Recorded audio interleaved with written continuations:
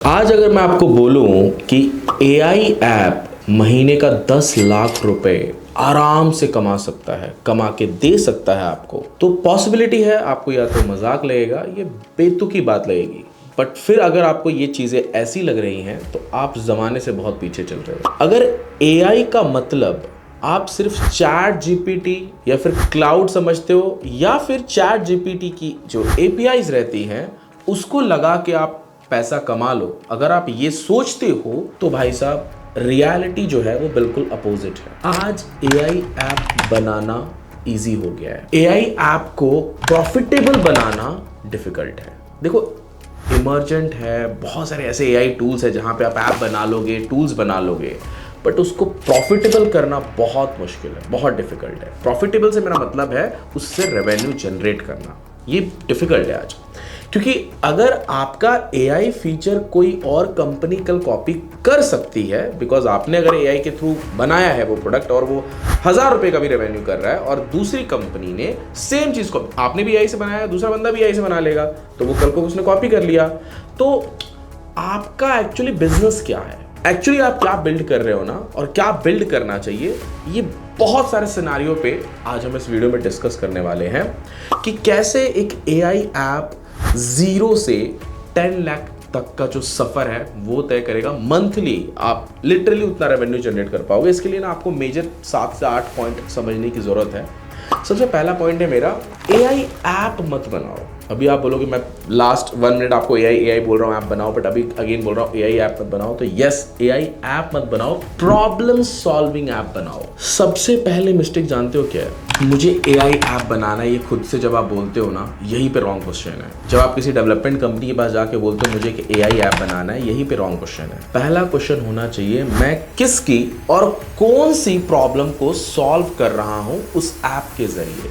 Example दे रहा हूं आपको मैं, जैसे एआई इंटरव्यू कोच। बहुत सारे लोगों को हायरिंग के टाइम पे दिक्कत आती है। क्या आपने ऐसा कुछ टूल बना दिया, कुछ ऐसा आपने ऐप बना दिया, सॉफ्टवेयर बना दिया जिसके थ्रू वो इंटरव्यू वाला जो प्रोसेस है वो इजी हो गया, एआई ने कर दिया।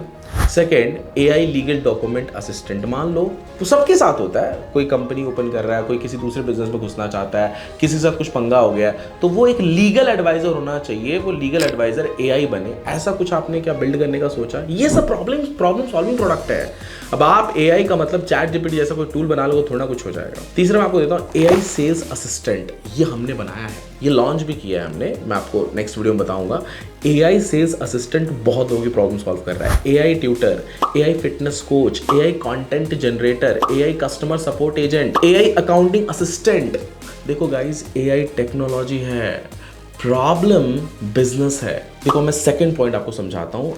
जेनेरिक चैट जीपीटी का क्लोन मत बनाओ जहां पे लोग आए, कुछ अपना चैट करें, प्रॉम्प्ट डाले और एआई उनको रिस्पांस दे दे। हेलो, वो ऑलरेडी चैट जीपीटी कर रहा है, वो जेमिनाई कर रहा है, वो क्लाउड कर रहा है। There are many other options, user के पास बहुत ऑप्शन है। वो आपके ऐप पे नहीं आएगा जहां पे वो चैट करना है अपने प्रॉब्लम की सॉल्यूशन। नहीं, ऐसा नहीं होना चाहिए। इंडिया में एआई कंपटीशन रैपिडली इंटेंसिफाई हो रही है भाई।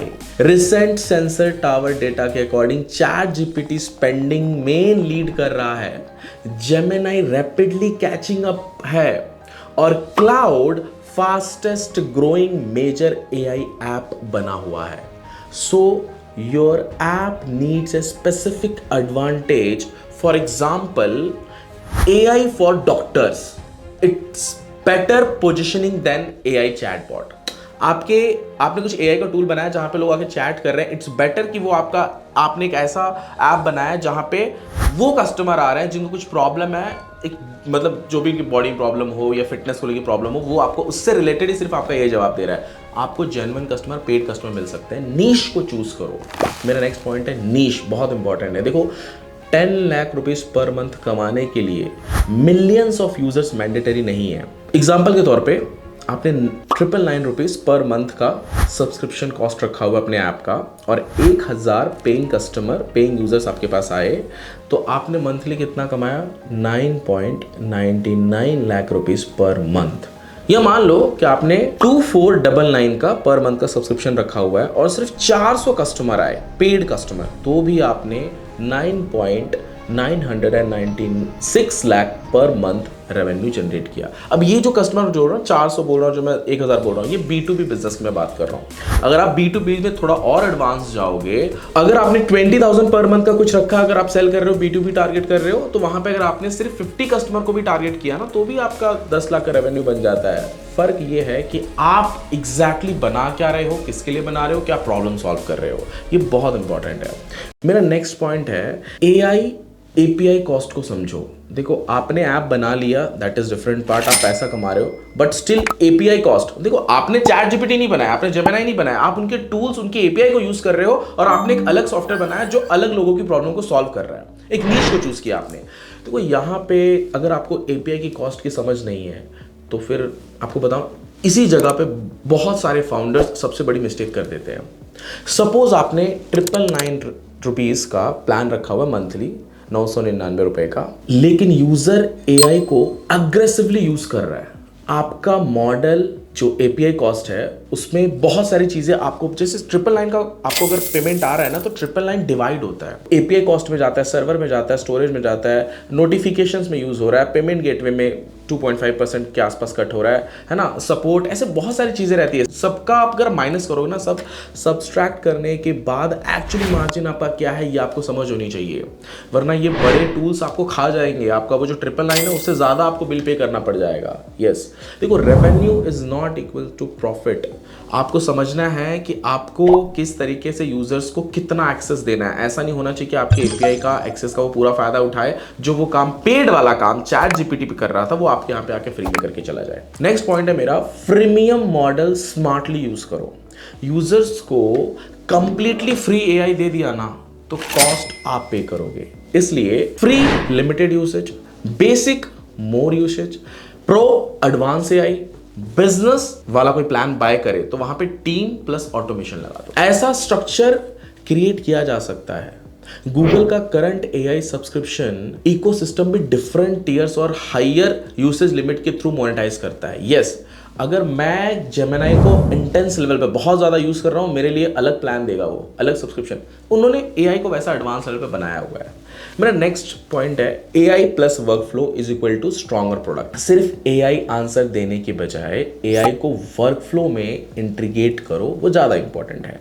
एग्जाम्पल, नॉर्मल AI आपका बहुत नॉर्मल सा काम कर देगा, जैसे आपने बोला कि मेरे लिए मेल ड्राफ्ट कर दो, या पोएम लिख दो, कविता लिख दो, या मेरे लीड को, मेरा ये काम है, मेरे लीड को मेरे को कोटेशन बना के देना है, वो दे देगा, ठीक है। बट अगर आपने स्मार्ट AI बनाया, जो कि एक्चुअली आपको बनाना चाहिए ऐसा प्लेटफॉर्म, तो वो क्या करेगा, वो लीड जो रिसीव हुई है वो देखेगा, उसको एनालाइज करेगा, उसको पर्सनलाइज करेगा, फिर व्हाट्सएप पे उसको फॉलोअप भी लेगा, अगर वो कोटेशन भेज रहा है तो उसको रिमाइंडर भी देगा, जरूरत पड़ने पे कॉल भी करेगा, और कॉल पे क्या बातचीत हुई वो CRM में अपडेट भी करेगा।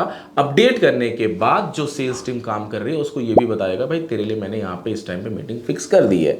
ये होगा बिजनेस इकोसिस्टम, और यही हमने बनाया हुआ है। ये प्रोडक्ट ऑलरेडी हमारा बिल्ड है, AI CRM। अगर आपको इसके बारे में जानकारी चाहिए तो नीचे डिस्क्रिप्शन में उसका कॉन्टैक्ट नंबर दिया हुआ है। बढ़ते हमारे नेक्स्ट पॉइंट की तरफ। AI agent is the next level. AI का नेक्स्ट पावरफुल यूज केस सिर्फ चैटिंग नहीं है। AI एजेंट्स बनाओ जो कि अंडरस्टैंड भी करे, डिसाइड भी करे। आपके जो टूल्स आपने लगा के रखे ना, जैसे गूगल ड्राइव हो गया, जीमेल हो गया, कैलेंडर हो गया, वो सभी टूल्स का यूज भी करे, एग्जीक्यूट करे, रिपोर्ट बनाए। ये सारी चीजें, मतलब ये समझ लो कि कस्टमर सपोर्ट एजेंट अगर आपने बनाया, वहां पे किसी कस्टमर का मैसेज आया, तो AI प्रॉब्लम सिर्फ समझ नहीं रहा है, वो एक्चुअली में DB में जाके ऑर्डर चेक कर रहा है, रिफंड एलिजिबिलिटी है क्या वो चेक कर रहा है, उस हिसाब से रिस्पॉन्स दे रहा है, फिर CRM में अपडेट कर रहा है, एडमिन को इन्फॉर्म कर रहा है। ये काम ज्यादातर ह्यूमन का रहता है, बट ये सब कुछ अभी पॉसिबल है AI के थ्रू।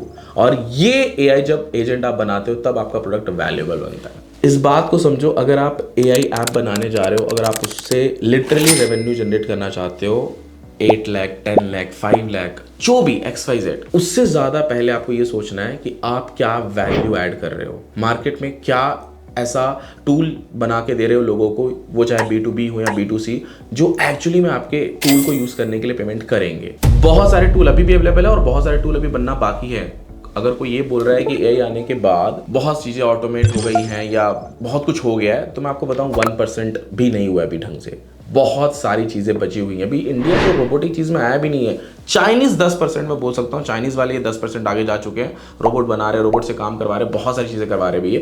हम बहुत पीछे हैं अभी। तो यस, टूल्स बनने बाकी है। तो अगर पीछे हैं तो इसका मतलब हमारे सामने अपॉर्चुनिटी है। अपॉर्चुनिटी है तो उस अपॉर्चुनिटी का फ़ायदा उठाओ, और उसके लिए बहुत कुछ करने की ज़रूरत नहीं है। नीचे डिस्क्रिप्शन बॉक्स पर कॉन्टैक्ट नंबर दिया हुआ है, आप हमें कॉल कर सकते हो। आपके एआई, जो भी आपका एआई आइडिया होगा उस पर हम डिस्कस करेंगे। अगर आपको डायरेक्टली मुझसे बातचीत करनी है तो नीचे कंसल्टेशन लिंक भी दिया हुआ है, scratch2success.com। आप वहाँ पे क्लिक करो, आप वन ऑन मुझसे बातचीत कर सकते हो। वाया गूगल मीट के थ्रू हम बातचीत करेंगे, आप कहीं पर भी रहो, एंड आपके पूरे आइडिया को फ्रॉम स्क्रैच टू सक्सेस का फ्रेमवर्क बना के मैं आपको दूंगा।